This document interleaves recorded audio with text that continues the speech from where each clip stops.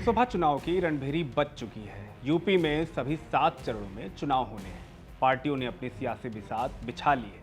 सारे सियासी समीकरण साधते हुए सीटों पर प्रत्याशियों का चुनाव जारी है। बीजेपी यूपी की 80 लोकसभा सीटों में से 75 पर चुनाव लड़ रही है।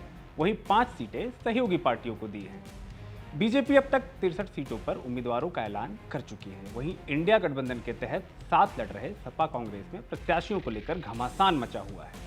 कई जगह टिकट फाइनल नहीं हुए हैं तो कई जगह फाइनल होकर बदल दिए गए हैं। उधर मायावती की बसपा पत्ते बहुत धीरे धीरे खोल रही है।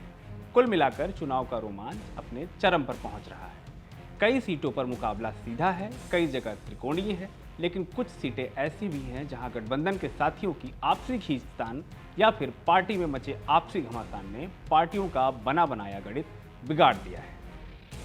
ऐसी ही एक सीट है नगीना, जहां बीजेपी सपा बसपा के सामने ताल ठोककर आजाद समाज पार्टी के प्रमुख चंद्रशेखर आजाद ने साफ कर दिया है, न जीतब न जीते दे।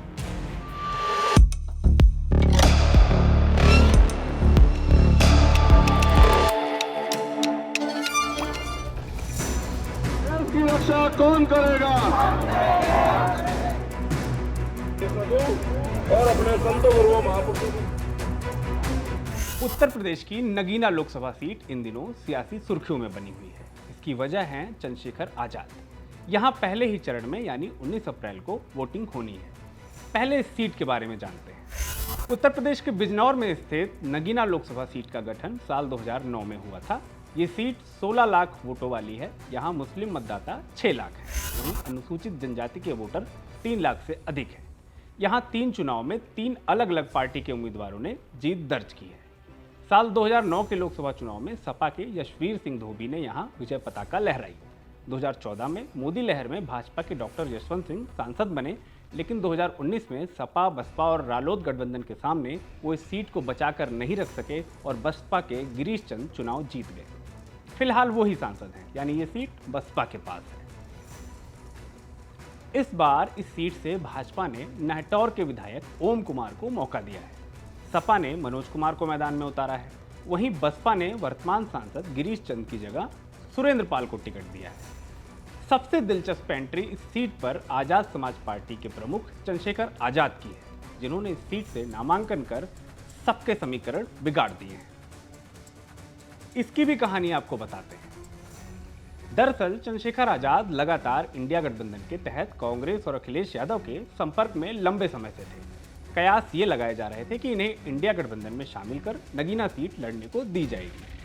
चंद्रशेखर इस बात के लिए 2022 विधानसभा चुनाव से ही आश्वस्त थे और इस सीट पर घूम घूम कर तैयारी में भी जुटे हुए थे। इंडिया गठबंधन की सीट शेयरिंग में ये सीट सपा के हिस्से में आई।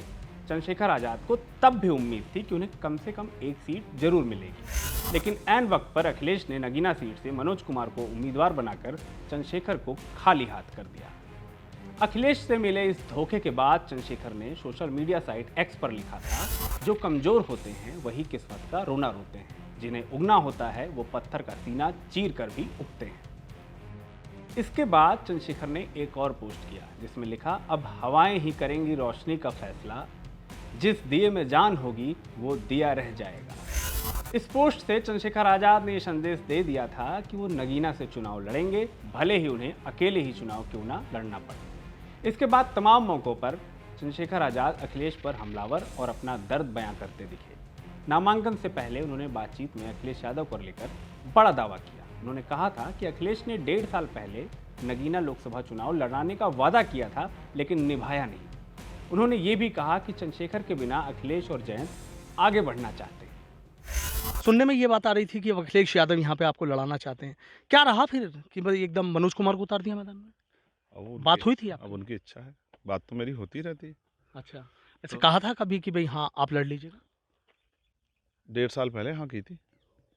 मैं जब भी एक पार्टी आजाद देते तो मैं सब लोगों को बताऊंगा कि 1.5 साल पहले मुझसे उन्होंने वादा किया था कि आप जाके नगीना, उन्होंने मुझसे पूछा था कि आप क्या करोगे आप, तो मैंने उनसे कहा था कि मैं नगीना चुनाव लड़ना चाहता हूँ, मैं अपने लोगों की आवाज़ बनना चाहता हूँ। अब उनके मंचों पे चंद्रशेखर आज़ाद नहीं है। अब वो बिना चंद्रशेखर आज़ाद के आगे बढ़ना चाहते हैं और चंद्रशेखर आज़ाद अपने लोगों की आवाज़ बनने के लिए आगे बढ़ना चाहते हैं। हालांकि इसी दौरान नगीना से चंद्रशेखर को टिकट ना देने को लेकर जब अखिलेश से सवाल हुआ तो उन्होंने कहा कि उनसे हमें कोई लाभ नहीं हुआ, बल्कि उन्होंने हमारा लाभ उठाया। चंद्रशेखर को भी आपने नगीना से उम्मीदवार नहीं बनाया? क्योंकि अब हमारा जो अनुभव रहा है, जिन जिन साथियों को साथ लिया है समाजवादियों ने, उन्होंने समाजवादी पार्टी से तो लाभ लिया है, लेकिन समाजवादी पार्टी को कुछ खास दे करके नहीं गए, इसलिए बहुत सावधान है हर चीज। फिलहाल आजाद समाज पार्टी के चीफ चंद्रशेखर आजाद ने अखिलेश यादव का सियासी खेल बिगाड़ने की तैयारी कर ली है। अखिलेश यादव से बदला लेने और सबक सिखाने के लिए चंद्रशेखर यूपी की दर्जन भर सीटों पर प्रत्याशी उतारने की तैयारी में है। मतलब अखिलेश यादव को शिकस्त देने और घेराबंदी के लिए चंद्रशेखर आजाद हर दांव चलेंगे। इस दांव से अखिलेश ही नहीं बल्कि उन प्रत्याशियों की भी टेंशन बढ़ेगी जिनके सामने आजाद समाज पार्टी के प्रत्याशी ताल ठोकेंगे। नगीना लोकसभा सीट पर 16 लाख मतदाता हैं। यहाँ पर मुस्लिम मतदाता 6 लाख से ज़्यादा हैं, तो 3 लाख दलित वोटर हैं। लोकसभा क्षेत्र में आने वाली सभी विधानसभा सीटों पर करीब 50% से अधिक मुस्लिम मतदाता है। मुस्लिम दलित गणित समीकरण विपक्ष के लिए जीत का आधार बन सकता है, लेकिन नगीना सीट पर मुस्लिम और दलित मतों का बिखराव होता है तो फिर इंडिया गठबंधन के लिए यह सीट जीतना आसान नहीं होगा। यानी चंद्रशेखर उस फलसफे पर आगे बढ़ रहे हैं, खेलेंगे पर जीत ना भी हुई तो क्या अखिलेश की राह तो मुश्किल जरूर बना देंगे। भारत की बात रोहित सिंह सावल के साथ सिर्फ एबीपी न्यूज पर।